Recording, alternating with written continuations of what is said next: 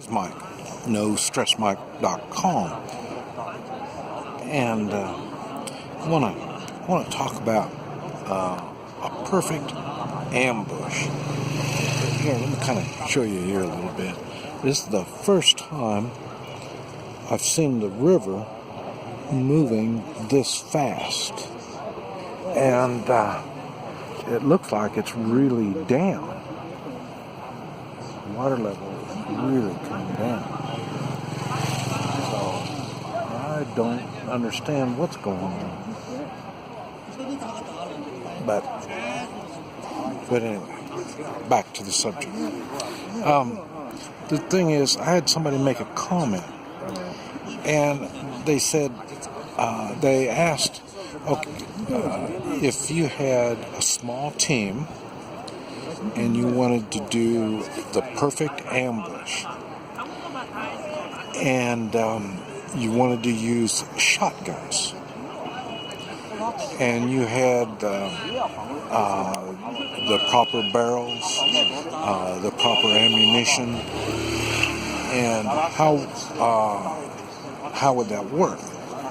Well, I don't know. Oh. GC.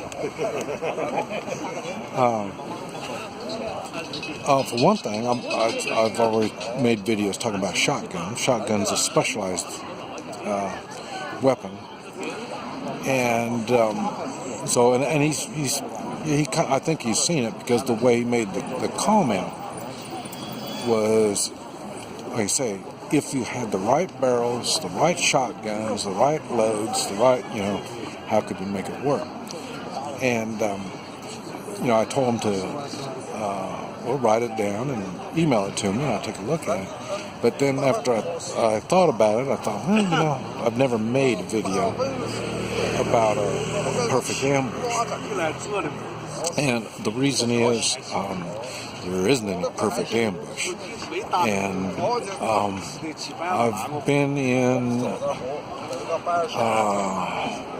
maybe 3 or 4 ambushes, and from Vietnam, and I've been in a whole lot of been set up in a whole lot of ambushes, but I say maybe 3 or 4 is what I've been in, and I'm not talking about me ambushing them. I mean all together. I've been in some ambushes, and I've had fun, and I've been able to do it. And so this is the kind of stuff I want to talk about, and some of the things to be aware of when you're trying to set up your perfect ambush. I say the reason there's no perfect ambush is because there's so many different things that can happen. It's going to change the whole outlook of how this ambush is going to work. And first, I'm going to tell you what the kind of stuff to look for first, and then I'll talk about how I've been able to avoid them. And so the first thing is, you trying to get the people in the ambush area is a tough one. And you want to do it with natural means, like here, the river on one side and something else on the other side, and so then you're bottlenecking them into this area. So you have to have some way to get them in to your ambush. Another thing is the ambush, or when people come into your area, even the best laid out ambush, they may end up, you don't know what direction they're going to come in through. And the same thing is a daytime or a nighttime ambush. So there's things like that you need to be considerate of. And then there's weather. You add daytime, nighttime, and weather into it. That's going to change things also. There's other things you need to consider is, are you ambushing, 2 or 3 people, or 2 or 300?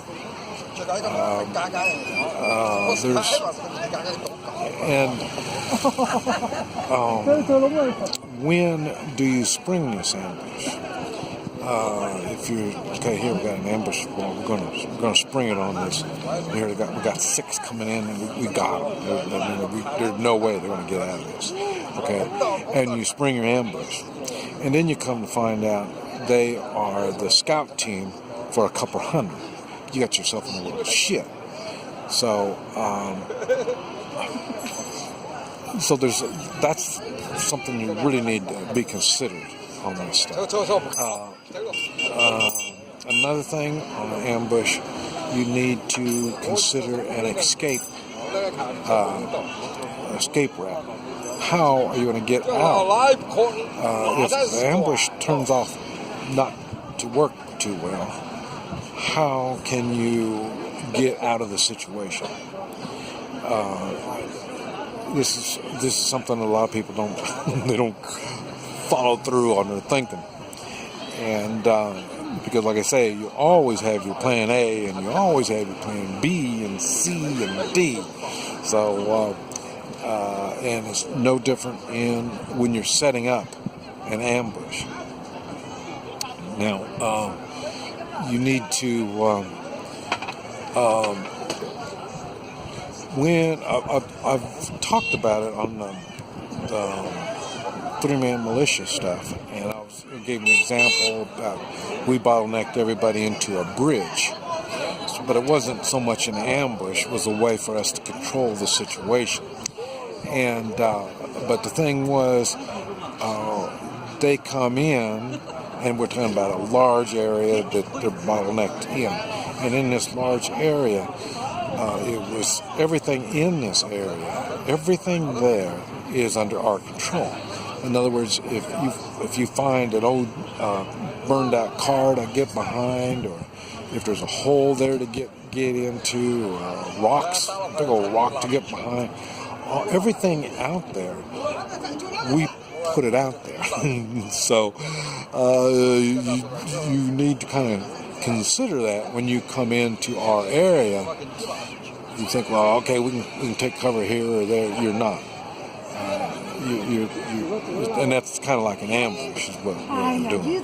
I'm trying to avoid the firefight. But like I say, if we have to, we've eliminated all your protection. And we can booby trap everything in there too, or we can set it off remote control. So these are things that we were able to set up. Okay, now if you're talking about an ambush outwards, out in the middle of nowhere, a lot of times you can do that also, but you're going to have to pull all this stuff in when you get done with it. You can't leave it out there. So that's why a mobile ambush, or just setting one up in the middle of nowhere, it gets a little testy. Okay, now I'll tell you and also when you set this up, you need to keep in mind you're going to need scouts out, and these scouts will let you know, okay, there's 6 coming in. Remember I mentioned 6, and their scouts will say, well, these are the first 6 of a couple hundred. So you understand what these 6 are. You just can't just get after them. That's why a nighttime ambush, is getting kind of weird. And we're trying to get away from this ambush. What is your escape route? Okay, like I mentioned, the river on one side and let's say some hills or something on the other side, and that's making your plan. Everybody's going to be right there. Well, that's good, but how are you going to get out of this situation? And let's see. I think we're going to just we're going to make this part 1, and let me see. I think I covered everything about what you need to consider when you're setting this thing up. But anyway, we're going to go on to part 2. It's Mike, NoStressMike.com.